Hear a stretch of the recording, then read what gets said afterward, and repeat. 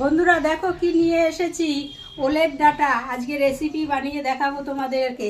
এইগুলো এখানে খুব একটা পাওয়া যায় না, তো হট করে আমি আজকে পেয়ে গেছি, তো নিয়ে নিলাম। ওলের ডাটা দিয়ে রেসিপি বানাবো, আপনাদেরকে কেটে দেখাবো কিভাবে কাটতে হয়। সবাই হয়তো এটা কাটতে জানে না, তো আমি আপনাদেরকে কেটেও দেখাবো। চলুন তাহলে এটা কেটে নিই।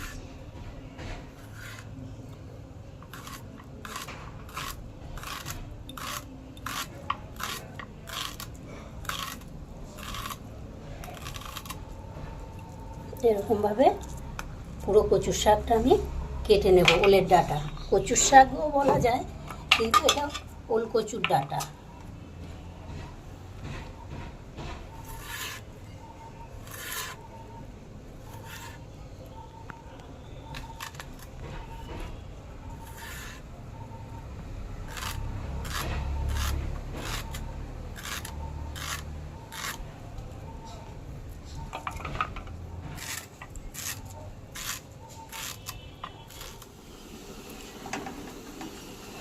ওলের ডাটা আমার সব কাটা হয়ে গেছে, এবার ধুয়ে নিয়ে সেদ্ধ করে নেব।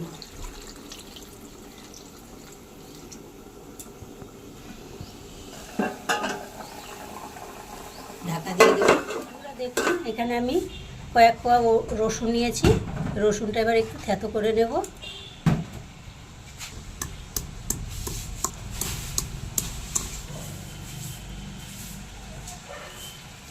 এবার 1 চামচ কালো সরষা বেটে নেব। একটা কাঁচা লঙ্কা আর অল্প একটু লবণ দিয়ে বেটে নেব।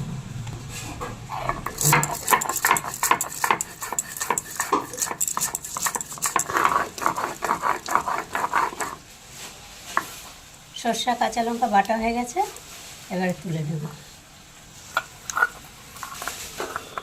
ঢাকনাটা খুলে দেখি সিদ্ধ হয়েছে কিনা। আর সেদ্ধ হয়ে গেছে, এবার জল থেকে ঝরিয়ে দেবো। কড়াইটা পরিষ্কার করে কড়াইতে দিয়ে দিয়েছি সরষের তেল। এবার দিয়ে দেবো 1/2 চামচ কালো জিরা,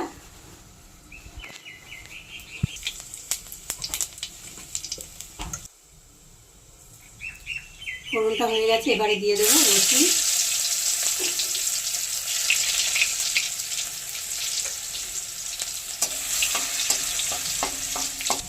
রসুন হালকা একটা কালার এসে গেছে, এবারে দিয়ে দেবো ওলের ডাটা।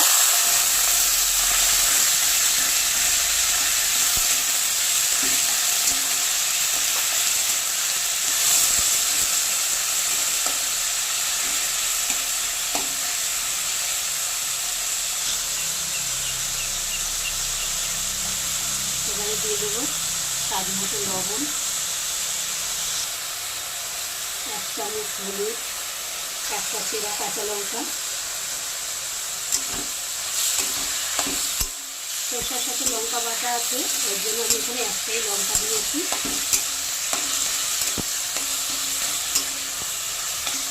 কচু একটু ঝাল ঝাল খেতেই ভালো লাগে, কিন্তু আপনারা যে যেরকম ঝাল পছন্দ করবেন সে সেরকমভাবে ঝাল দিয়ে দেবেন।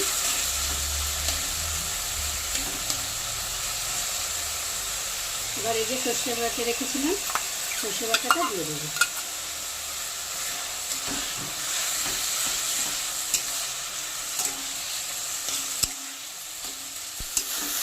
তো বন্ধুরা দেখুন, নাড়তে নাড়তে আমার কচুটা কত সুন্দর শুকিয়ে গেছে,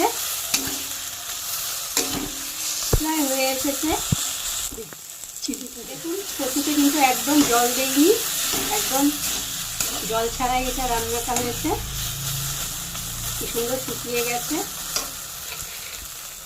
এবার দেবো স্বাদ মতো চিনি, আর এই যে পাতিলেবু নিয়েছি, লেবুর রসটা চিপে দিয়ে দেবো।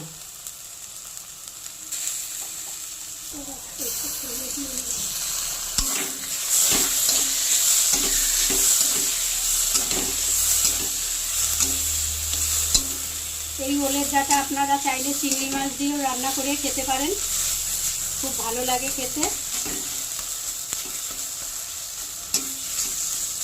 এরপরে যদি আবার কখনো এই ওলের ডাটা আমি দেখতে পাই বাজারে, তাহলে আপনাদেরকে চিংড়ি মাছ দিয়েই শেয়ার করব। এই ছিল আমার ভিডিও। আশা করছি আপনাদের ভীষণ ভালো লেগেছে। ভালো লাগলে লাইক, কমেন্ট, শেয়ার। আর আমার চ্যানেল এখনও সাবস্ক্রাইব করা না থাকলে অবশ্যই চ্যানেলটি সাবস্ক্রাইব করে দেবেন। পাশে থাকা বেল বাটনটি অন করবেন। যখনই নতুন ভিডিও আপলোড হবে সবার আগে নোটিফিকেশন আপনাদের কাছেই পৌঁছাবে। এবার সার্ভ করে নেব। দেখুন কতটা শাক রান্না করতে করতে কতটুকু হয়ে গেছে।